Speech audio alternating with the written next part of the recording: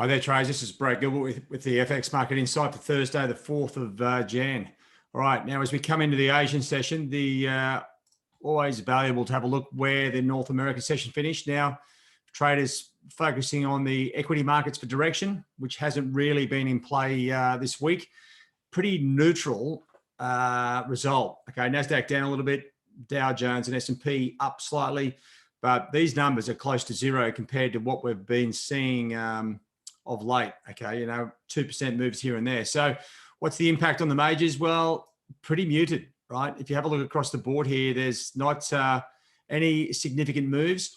Now, it's important to understand what's been moving the currencies, right? And you've got the dollar index here. Well, my alarm. You've got the dollar index there going up quite cruisy. Now, that sort of trend shift is still in play, but understand that the major move here on the dollar was attributed back to the German retail sales data, which was exceptionally weak a few days ago.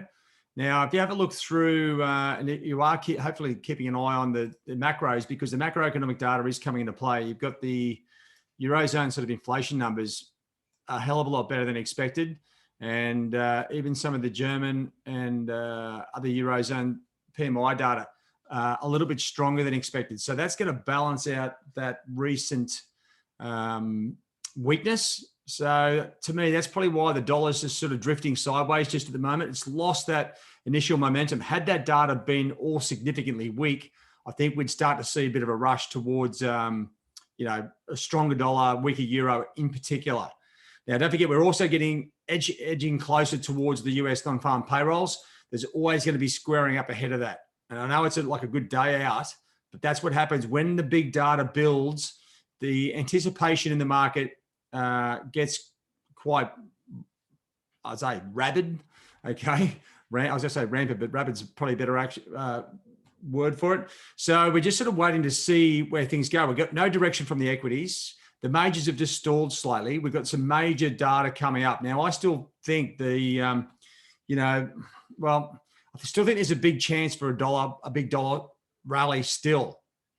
But what we need that injection of direction. That's going to come from potentially the US non-farm payrolls. Euro still continues to the downside, but as I said, it's sort of stalling down here. You can see that with sterling a little bit more blown up. Now, sterling is doing its own thing. It will sort of sink in with the correlations with what's happening with the dollar, but it's got its own like stuff going on. You can just sort of feel it. The Aussie dollar also sort of just peeling back into the range, and you can see the Kiwi doing the same thing. Like the price action here across the board is, well, actually dollar Swiss is still edging higher. The dollar index is up there, and even dollar yen is stalling. So we've seen that Eurozone data, German data sort of just neutralized the initial momentum, right? Now we're waiting for the next bit of momentum to really give us a kick into where things are going. So just scroll down. If you have a look, scroll down through your the upcoming data, right? So we've got the 4th here. We've got the Bank of England coming out. Now, this is going to be quite important. As I said, sterling and sterling crosses have been doing their own thing compared to some of the other majors. They're not exactly in complete sync. Keep an eye on the vote count. Like central banks aren't raising rates for a long while. So I don't know if there's going to be anything new in there, but they could come out with some weird stuff. Now, we've got the jobless claims number. Now, you go back into pre-2010 or around there, this number was nothing. Now it's related to employment, so it does have some sort of significance. So keep an eye on that. That may give us a bit of an insight if there's weakness or strength there, and we see a reaction on the equity markets or the dollar. That may give us the lead in we need for what impact we'll get from the US non-farm payrolls. Because I was saying to our team the other day, I don't know really a strong non-farm payrolls number. Does that give us a strong dollar or a weaker dollar? Because there's different impacts. We've got the sort of geopolitical side of a potential stimulus package burning away in the back end, and we've got some pressure in the equity market. So I want to get that. This could be the lead in for us to find out what the answer is going to be if we do get a stronger or weaker non-farm payrolls on Friday, right? So just keep a pretty close eye on it. And we'll go. And as I said, this data is coming into play. So keep an eye on the durable goods, factory orders out of the States as well.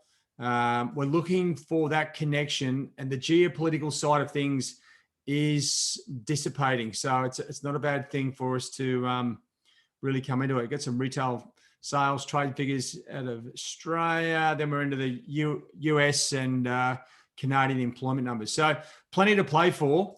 Now, actually, just as a highlight, the like you can see, like there's a couple of different pressure valves here in dollar CAD. Right? I just want to highlight this. Look where oil is. It's at $56. Now, dollar CAD correlates an exceptionally amount of time with oil, right? So oil's down here generally suggest oil and dollar CAD should be down there. Now, one or two things happens. Either dollar CAD sort of falls this way, or we get some pressure relieved off oil. And now oil doesn't look like it's coming back anytime soon. So this is one of those trades where, especially on it's going to be pretty hectic and on sort of a day out. I was going to say, if we get, say, a weak dollar perspective from the non-farm payrolls, then you get this thing lower pretty quickly, right? Let me just change that pen so you can see it. So that should catch up. And because oil's already at $56, you would expect the move to be very dramatic, right? It wants to be down here, but there's too many things pulling it up. Like we've got a strong dollar perspective at the moment, pushing it higher. Now, if that strong dollar, envisage this for Friday, doesn't come about, okay, we get weak, or the data, the impact from the non-farm payrolls is a weaker dollar. As I said, I don't know if stronger numbers or weaker numbers will do that for us. But then imagine at the same time we get really strong Canadian employment numbers. It's like it's a triple whammy. We've already got the first impulse is oil. We get a weaker dollar, right? Excuse my writing there. And we get a stronger CAD. The potential here is for like 150, 200 point move on dollar CAD if all those ducks lined up. It's very compelling at this point. That's where, if you follow the trail of momentum, which is now stalled, you can see here, dollar CAD's one of those pairs that has an extra little lead in for us, and that's oil. It's massively lower or stronger, should push dollar CAD down. We just need the dollar and the Canadian side to fit into play, and we've got a really huge move. Now, with that opportunity, though, understand there's going to be exceptional volatility because there's two massive releases coming out instantaneously. The banks pull liquidity out of the market. The spreads will be 10, 15, 20 points. There's about 10 variables on the US numbers, only 2 or 3 on the Canadian numbers. So don't think it's going to be an easy trade. So if you're looking for something like that, the smart thing is to really decrease your trade size because you want to be in it. But I tell you what, you don't want to be flushed out before it gets going. All right, guys, have a good one and all the best. Cheerio.